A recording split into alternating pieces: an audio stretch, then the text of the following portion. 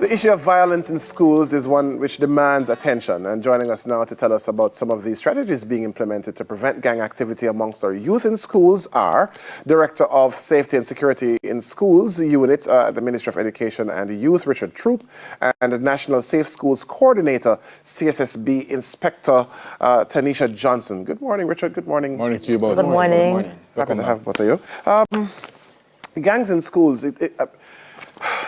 where are we now?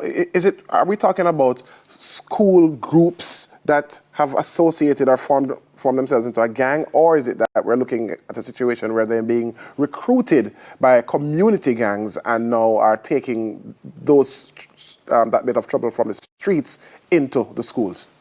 I think we are at both places, if I can put it that way. So you have some students who, because of the community gangs and other outside influence, and we talk about globalization as well, and so they tend to act out what they see, and so they take on this desire to form themselves into gangs. And also the outside influence. Some of our schools are located in some real volatile areas, and you find that outside influence passing on to the students. But we have to be careful how we talk about gangs in schools, because like you said before, there are groupings that are not gangs. Mm-hmm. And in recent times, I've heard, a lot, especially on social media, and they say, oh, there are gangs in schools. And I'm quick to say, are there gangs or are they actually groupings? Yeah. Mr. Troupe, we all went to school and we all had fights in school. I mean, And we went to the same school. Right. But it seems now that every time somebody is stabbed, somebody is killed, does that surprise you? Or is it just what's happening in society and we kind of have to live with it whether we like it or not? But it is clearly a reflection of what is happening in our society, the violence in our society, the fact for decades that as a small country, we believe it's okay to coexist with the violence around us. So the violence in our homes and our communities are clearly seeping into our schools. It is speaking to, one, the inability for our children to resolve conflicts peacefully. Again, this is a reflection of our general society. The simplest of things, and we're quick to fight. Within the Ministry of Education and Youth, we understand that we have a responsibility to help our boys and girls, for them to understand that once we're alive, we're breathing, we will have conflicts. Yep. The challenge is how we resolve our conflicts. Yeah. So the conversation that we're having with our students around gangs is necessary because too often we're seeing it in our music, the glorification of violence, the glorification of guns, the glorification of scamming. And so it's as if these things are becoming normalized. We're saying to our students, this cannot be the pathway for us as a society. As for students, they have a responsibility to understand that the choices they make, including the friends they keep, the places they go, have implications for their own personal safety and security. And hence, we are encouraging them to really explore alternative pathways from a life of crime violence. Mm-hmm. How easy or susceptible are students to being dragged into external gangs, community gangs, and even in schools too, forming themselves into groupings as you describe it, which carry out sometimes more than just mischief? Definitely, it's very easy. Like I said earlier on, the outside gangs, that's where we're having some difficulties now as it relates to them influencing our students. So on a given day, let's say you have 4 or 5 fights within an institution. When you get to the bottom of it, when you talk to these students, more than likely you're going to hear that, Miss, we live in the same community and this is where it is stemming from. So it's very, very easy and it is very, very real. And there are some instances within our school zones where you'll have some of these gangsters who they have nothing to do. So they find themselves on a daily basis right within the school community. I give you a quick example. In one parish, we had some known gangsters right across from a particular school, and we had to step in along with the Ministry of Education and remove them.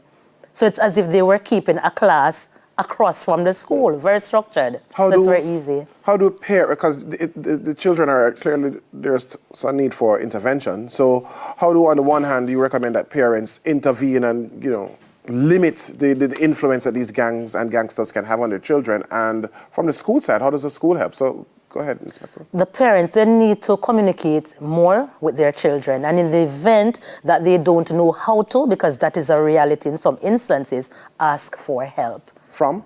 The Community Safety and Security Branch of the Jamaica Constabulary Force. We have our school resource officers who are island-wide. They are trained mentors. And so there's that availability for a parent to say to a police officer, I want some help. And where we don't know how exactly in all instances, we do referral as well. Yeah, Mr. Troupe, I said this morning at the start of the show that I read there was a stabbing at a school in rural Jamaica, and one of the parents said, I give my child a weapon to carry to school because I don't want nobody run away with her. Absolutely. That's a reality. It is a reality. But what you say to that parent? Don't give your child a weapon. What do you do? Neville, I can understand the anxiety of many of our nation's parents.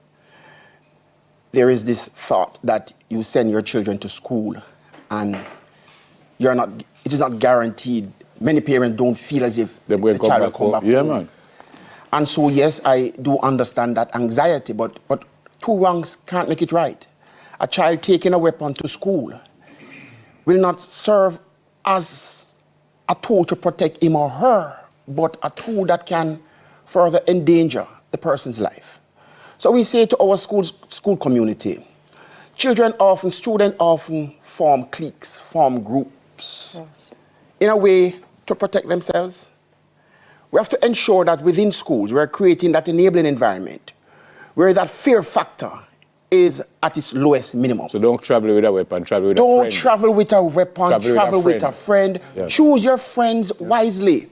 As a school community, make sure we are creating that enabling environment where if a child report that something had happened to him or her, that as a school community, we are very responsive to those reports. Because sometimes it is when children feel as if nobody is listening, nobody cares, that they oftentimes make the choice of going into groups that they think will protect them and in actual fact endanger them. There, from your statistics at the JCF, 875 charges have been laid for this year for children, what, 15 to 17? 15 to 17. So let's talk strategies now. How do we reverse that number? Because this is troubling. 15 to 17 is still in a school, and these charges are for violent-related incidents. All right, so what we have within the Community Safety and Security Branch Safe Schools Unit, we have crime prevention programs such as anger management workshops, where through our partners, the Ministry of Education, we are allowed to enter these schools and have a 2 or 3 days workshop. Who do you target? So we target the youths who are at risk, so we'll ask the Dean of Discipline or Guidance Counselor to give us your list of, let's say, 25 or whatever the number is, and we have them on a special program. It's not just a touch and let go situation, because that's a part of the challenge that we have. We enter the lives of our youngsters and then we remove, so there needs to be consistency. So once we talk to them about staying in school, why is it that you should not be in a gang? A gang is a dead end. You get in, there's no guarantee that you're going to get out. And so we find where we have to basically insert ourselves in the lives of our youngers. So camps on weekends, camps when there's school is out on holidays, of course, and we try to guide our parents, parenting workshops. Because sometimes we're thinking about the child. But when we get inside the school as school resource officers and we make some impact positively, then when they go home, it's as if everything is turned over. Yeah. Mr. Troupe, we only have about a minute. You've gone a few days in the week. What happens until the 19th? Okay. So today we have a town hall meeting at the Commissioner of Police office. Who's invited? It's virtual. Okay. And we had to resort to it being virtual because of the dislocation in the transportation sector. Right. We did not want to pull out students and next day it's a challenge for them to go home. So there's this major town hall meeting today with some key stakeholders that will be sharing on a panel discussion their own views and perspective. On Thursday, we have a very important day. Our school resource officers, our awesome school resource officers, will be visiting a number of high schools, close to 100 high schools, to have conversation with targeted students Friday, we encourage our school community to have a special devotion around the theme, Lego the Gang, Lift Up Jamaica, in partnership with the churches that they would have worked with in the past. On Saturday, we end the week of activity with a church service in Clarendon, Maypen, okay. Clarendon. Thank you very much, sir. You're welcome. Ma'am. And on Sunday, World Cup start. Good to see you both. Be safe. Thank you. Thank you for your service to you and your colleagues. Director of the Safety and Security in Schools Unit, Ministry of Education and Youth, Mr. Richard Troupe, National Safe Schools Coordinator, CSSB, Community Safety and Security Branch. I'm Inspector Tanecia Johnson.